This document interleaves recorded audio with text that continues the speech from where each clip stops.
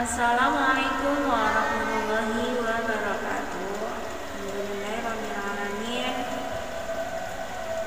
Puji syukur kehadirat Allah SWT yang senantiasa memberikan kita kesehatan jasmani dan rohani, sehingga kita dapat belajar lagi dalam keadaan sehat walafiat. Alhamdulillah. Bagaimana keadaan anak-anak di rumah? Berharap keadaan semua senantiasa dalam lindungan Allah Subhanahu wa taala. Allahumma amin. Tema hari ini yaitu Ibu akan menerangkan tentang beriman kepada malaikat Allah. Siapa yang tahu iman kepada malaikat Allah termasuk rukun iman apa Islam? Rukun iman. Rukun iman yang keberapa? Yang kedua. Bagus. Rukun iman itu ada berapa sih?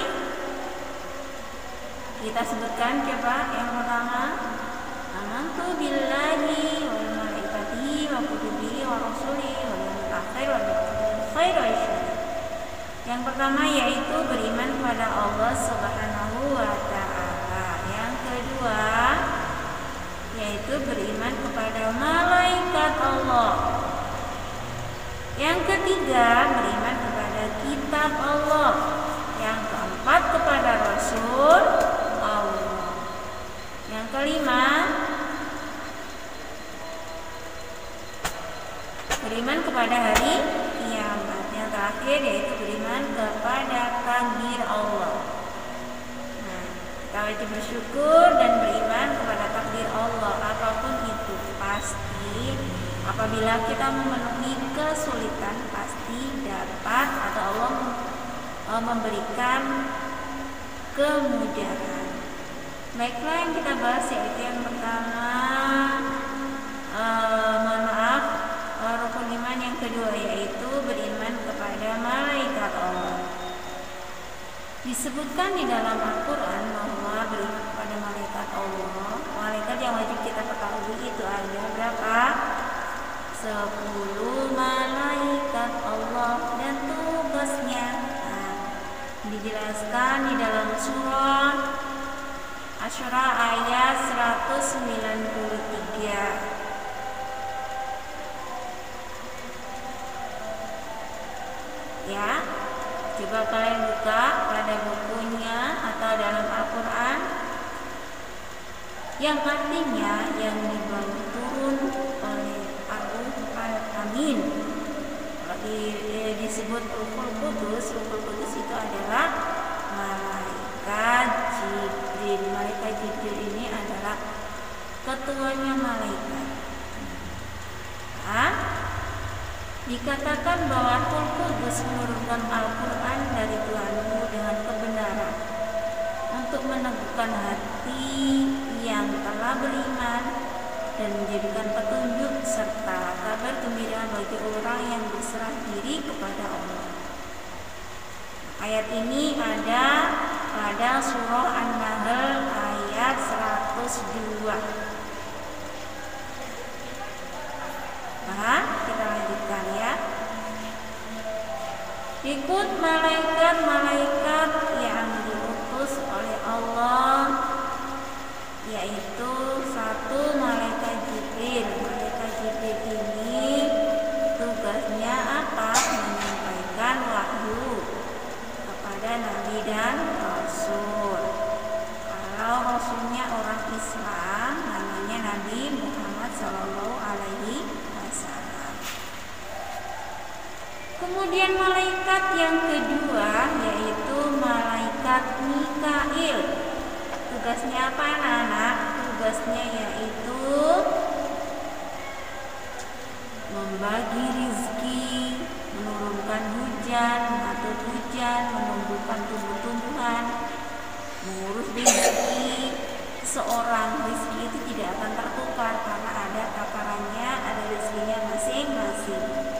Rezeki itu tidak dinilai dengan uang saja, tetapi dengan kecerdasan, kepandaian, rajin sholat, sehat jasmani dan rohani,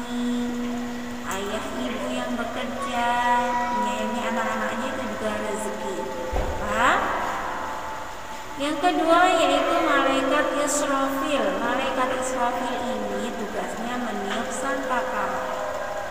Dalam buku Quraisy disebutkan nama malaikat Israfil, tidak disebutkan secara langsung dalam Al-Quran, tetapi tercantum dalam surah Az-Zumar ayat 68 yang artinya, dan trompet sangkakala pun ditiup, maka matilah semua makhluk yang ada di langit dan di bumi, kecuali mereka atas kehendak Allah. Kemudian ditiuplah sekali lagi sangkakala itu, maka seketika mereka bangun dari kuburnya menunggu keputusan Allah Subhanahu wa Ta'ala. Berikutnya yaitu malaikat Israil. Malaikat Israil tugasnya yaitu mencabut nyawa, yang tercantum dalam surah As-Sajdah ayat 11, yang artinya seperti ini: malaikat maut yang diserahi untuk mencabut nyawamu akan mematikan kamu, kemudian kepada Tuhanmu kamu akan dikembalikan. Kemudian yang kelima yaitu malaikat Munkar dan malaikat Nakir. Yang keenam malaikat Nakir. Malaikat tersebut bertugas untuk menanyai orang yang mati di dalam kubur keadaannya sesuai dengan amal perbuatan manusia itu sendiri. Apabila manusia tersebut ahli beribadah, maka ditanyainya dengan baik-baik. Karena apa? Amal perbuatan selama dia di dunia itu akan terwujud cahaya penerangan dan sosok yang menyenangkan di alam kubur. Tetapi sebaliknya, apabila mereka tidak patuh terhadap perintah Allah, maka sebaliknya yang menemani di alam kubur, maka kegelapan dan sesosok yang menyeramkan. Selanjutnya yaitu malaikat Raqib. Malaikat Raqib ini tugasnya mencatat amal baik manusia.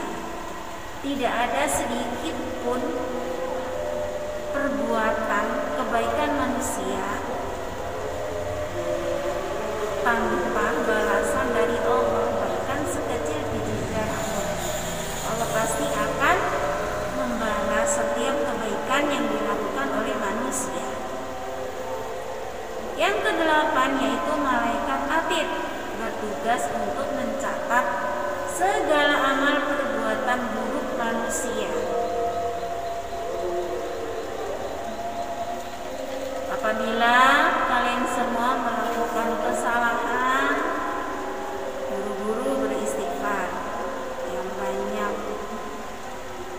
supaya catatan amal keburukan terhapuskan.